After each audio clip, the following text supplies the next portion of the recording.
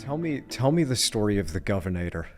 Tell me how did I'm here clicking through your portraits on your website, and I see here Arnold Schwarzenegger with a phenomenal painting of him with one of his stogies, and here he is smiling, holding this painting. How did that painting come about? So, when I was a little kid, my favorite actor was Arnold, and I was Yeah, same. watching his movies with my dad. I remember we had his Planet Hollywood restaurant in Moscow. Mhm. We went over there. That was the first American food I ever ate, I think. Um, so that's how my kind of experience with him started. And then later on, I didn't care for the movie so much anymore as I grew up, but I started appreciating him for something completely different. Mhm. I was really kind of like what I just spoke about, this whole idea of doing things you have no business in doing. Yeah. I think Arnold would not be offended. In fact, he would be proud to hear that he kept on jumping at things that he had no reason to believe he would do well in. Yeah. And he just did them anyway. And Mhm. there is nothing that I enjoy more than that. He just said, he's like, I can't speak English right. I don't look like a human, but I'm going to become an actor. That makes no sense. I love it. Mhm. After that, he said, I'm going to become a politician because I'm an actor. That makes no, well, no, that's happened before. We That had makes a little Reagan. more sense. Yeah, yeah, Yeah, that has some precedence. yeah. But I love the ballsiness of it, Hmm. And I really admired that he never rested on his laurels, Yeah. which is such an easy thing to do when things are going quite well. Yeah. So that's what I admired him for, and that's what brought on making this painting. So I knew that the Governator he was quite active on Reddit. So I thought, hey, why don't I paint him? I'll post it on Reddit. The painting's going to be awesome, so it's going to get upvoted. He's going to see it and he's going to like it, and then he's going to ask to pick it up. So I made the painting. It came out pretty great. Uh, and I even made a YouTube video of it, and I was kind of talking about he had these inspirational speeches that really affected me, Mhm. even on my journey when around that time when I was deciding to become an artist to quit marketing. Mm. That those old school, remember his motivational speech about how you just got to be ballsy, you got to go do it, doesn't Sleep matter what anybody faster. says, doesn't matter. Yeah. Yeah, yeah. Uh, those really helped me Mm. at the time. Mhm. So that's kind of what I was thinking about while I was painting him. Then I posted it on Reddit, and it all went according to how I thought it would. So Fantastic. got upvoted to the front page. He showed up. He said, "Awesome." His assistant reached out. They grabbed the painting, and then we were gonna do. He wanted to do a painting, like a commissioned painting for a charity that he was doing. Um, so I said, "Yeah, of course, let's go do that." But that didn't. I don't know where that went. So Okay, that happens sometimes. People are for busy or sure. whatever. But that's kind of my experience with Arnold. Extraordinary painting though, and so cool. Wow. Yeah, I mean, I grew up with his movies, and he was a huge influence on me early on. Early 20s. I was like, I'm going to get into bodybuilding, and I started doing that. I had the Arnold Encyclopedia of bodybuilding there. Did you ever catch that craze? You're obviously a fit dude. Did you ever get into Oh, it? Based. yeah. You didn't know I won the Mr. Olympia last year? You don't see Oh. my chest hair and sounded sorry. That's Sorry, offended. bro. I I've missed that out. offended you even asked Andrew. Well, I No, thought it was I. Chris Bumstead that took that out. You must have took him out of top spot. I beg your pardon. Sorry.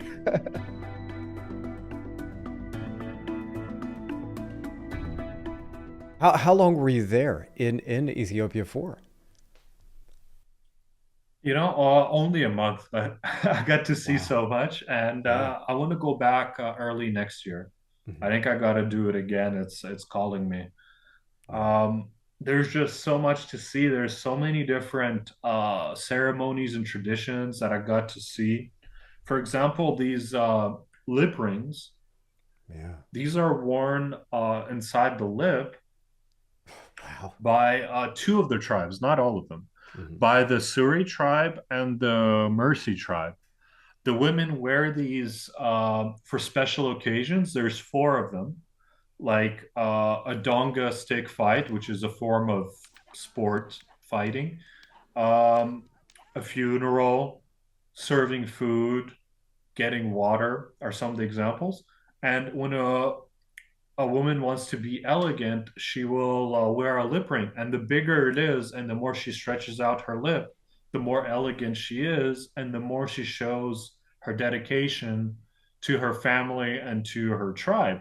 So, for example, Wow. this is an older lady, and her lip ring is like out to here. It's actually a lip triangle, Yeah. Yeah. which was a unique shape I've only seen this lady have. And I started this from life.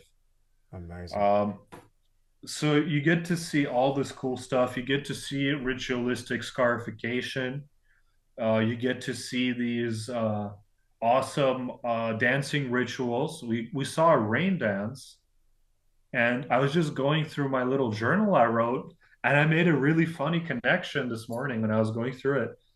There was a day where we went to go see the rain dance, where people were doing this crazy dance, jumping up and down. It was beautiful. It was so hot, I almost passed out.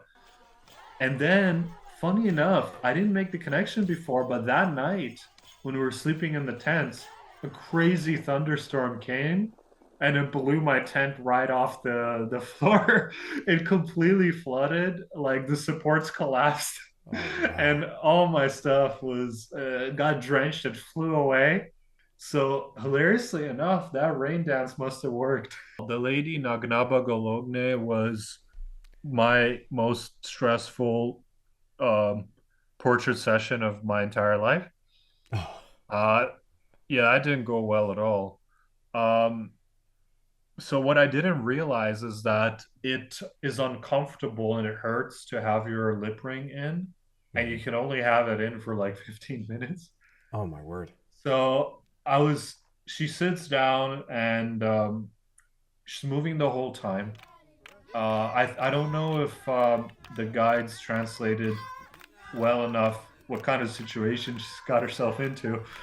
But she's moving, she's talking, and then her lip triangle is becoming very uncomfortable for her. So she removes it, and her whole structure of the face before the skin was pulled forward with a great pressure, and it pulls all the muscles forwards and really changes the shape of your face. Oh, yeah. She pulls it out, it droops down, and it's completely different.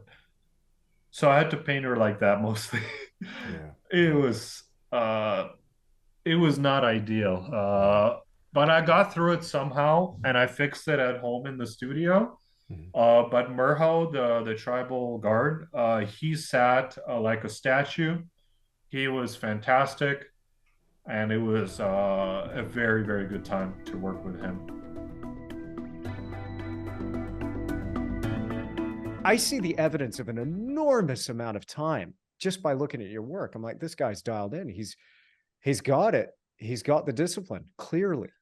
Oh, Andrew, I used to have, I think, the discipline, but then as everything started working out pretty well, I'm gonna be honest, I don't think I go that crazy. I used to be insane. I was the kind of guy that if I rang somebody's doorbell and they weren't opening it in half a second, I would start doing push-ups because I can do something useful in the next 10 seconds.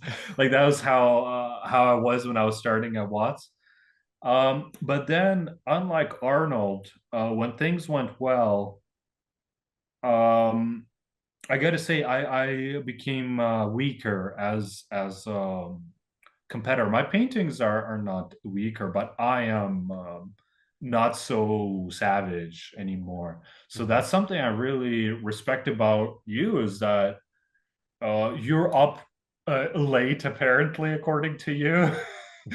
For me, that starting the podcast at the time that you're starting would be an epic victory. Um, but no, it's when you're really when I was really hungry that I was behaving like a madman, you know. Now, not so much, you know. I have friends over often. We have dinner parties. We make cocktails. Go to bed like at 12, kind of late. Should be at 11. So I'm quite more permissive lately, and I'm Mm, just trying to figure out, is that something? What is my relationship to that? mm. It's different for everybody, but I find that just this year, it's been, and funnily enough, it all seemed to happen. Maybe there's something to this. Maybe I'm Samson in reverse, but it all seemed to happen when I shaved my head. everything got real, bro. It's like, okay, the gloves are off and the hair. Oh man, I'm gonna shave my head too. I actually did Don't, you've got during amazing hair. Don't do it. oh, I shaved it because I thought it would be funny. I just felt like that would be the comical thing to do. Yeah, I've done it a couple of times. I went bald for no reason. Tried to Wow. make my hair look as bad as possible. I don't know why, I just thought it'd be funny. But on that conversation, Andrew, there's as I got older, when I was starting out at Watts, right? I was doing the self-development books, Atomic Habits, everything. I've read Brilliant book. all of them Yeah. multiple times. Yeah. They're amazing, and they put me in the mindset that I think I needed to Mhm. get my career functional and working pretty fast in a way that there haven't been too many moments where I was sitting there like not knowing how I'm going to pay the rent. I It got close like early on. There was maybe 2 or 3 months. Is not too bad. There was one time when I was living in a basement apartment, and the ceiling was leaking this bathtub water from the neighbors onto my couch. I Oh put a my bucket God. there, and I was looking at it. And I really hate basement apartments, and I was just like, dude, what the hell happened? This is not your life. It's not supposed to be like this. Is not acceptable.